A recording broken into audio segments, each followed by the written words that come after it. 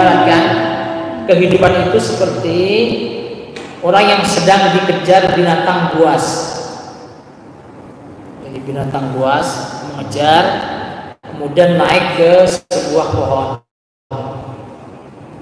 Ya, di bawah pohon itu ada lubang. Di situ ternyata ada nggone boyo. Ya, boyo ini menunggu satu saat. Boyo di bagian batang pohon itu ada dua tikus.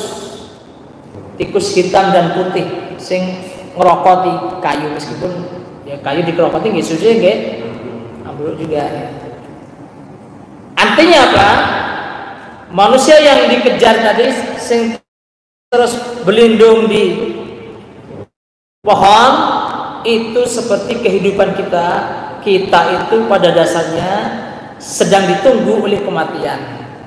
Jadi di bawahnya ada lubang enek boyo. Kematian, buh covid, buh kena covid,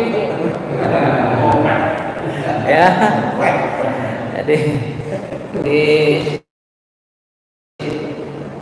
ya berapa waktu yang lalu tetangga saya 2 ya bukan covid nih. Jadi kadang-kadang kalau ya mungkin ngerti ya, ini ngepasi, tapi sering ngepasi itu enek sijine kok terus mesti kancane enek. Ya. Bisa jadi ya enggak. Ini kematian senantiasa menunggu. Tikus sing grogot itu adalah hari-hari kita, siang dan malam. Jadi kita itu kan digrogot.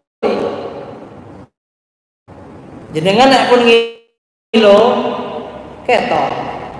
Aduh tiba istiwa. Karena kopen gitu. Ya hidupnya makmur, ya, mungkin bisa perawatan olahraga, kemudian hidupnya enak ya. Tapi suatu saat ketemu temannya, teman SD, teman SMP, terus melihat kok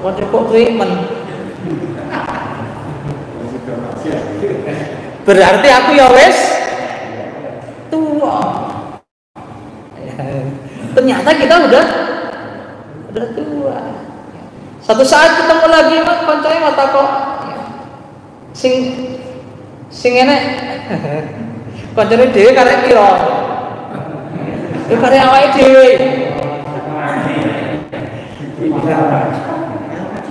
Jadi orang reuni itu kan kalau awal-awal itu masih senang-senangnya ya.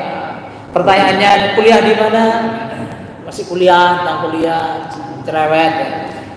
Reuni berikutnya udah bicara tentang kerja di mana, ya, si pamer kabeh, ya setelah berikutnya sudah bicara ya anaknya berapa, ya, sudah keluarga, sampai reuni lagi itu teman kita yang meninggal berapa,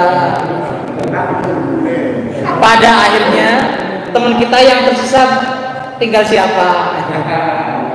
Tinggal awake dhewe. Ya, jadi manusia ini ya seperti itu. Nah, jadi digrogoti. Cuma persoalannya dunia itu memang ad-dunya khadiratun ulun.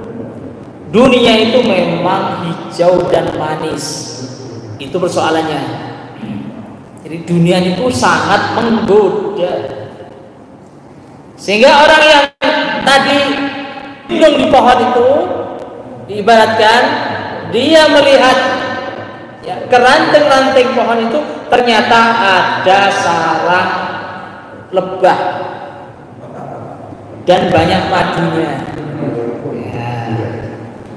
Ya lebahnya cek rasa dipikir dicokot lebah bukan, ini yang bicara madunya. Kemudian ya menikmati madu. Jadi ibaratnya dunia ini yang madu nih Bu. Ketika dia menikmati madu, lupa bahwa di bawah ada ancaman. Ya ini kehidupan dunia.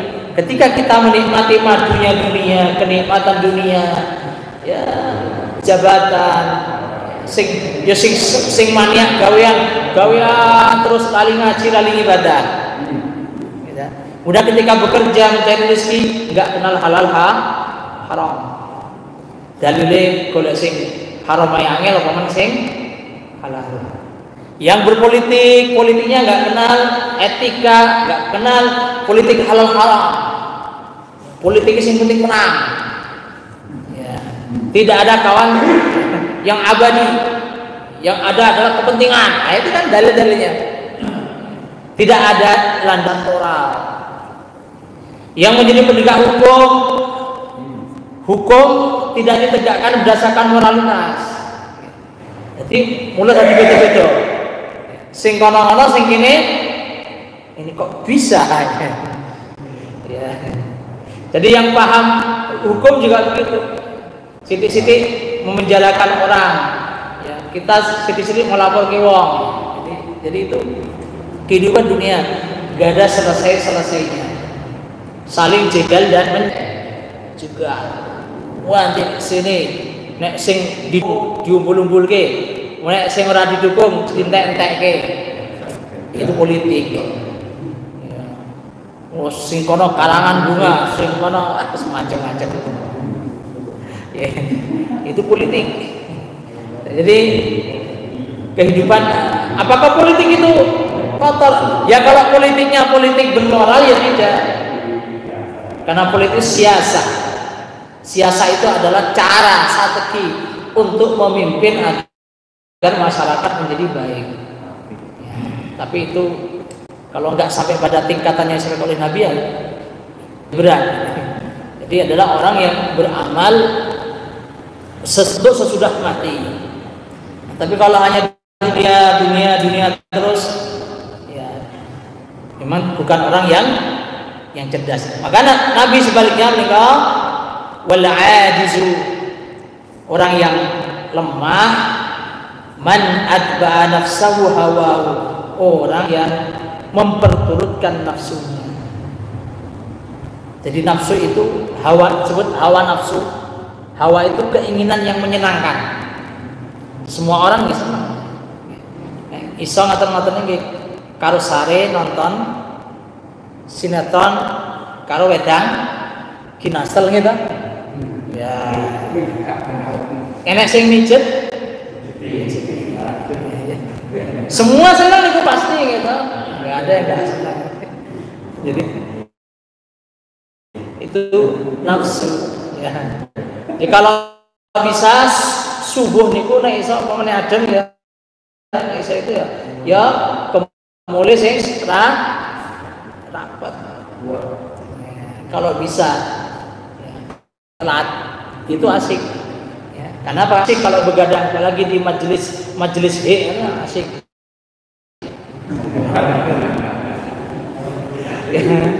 Ya dia mengentek 10.000 nih. Nanti ngebiar. Ya itu nafsu. Ya.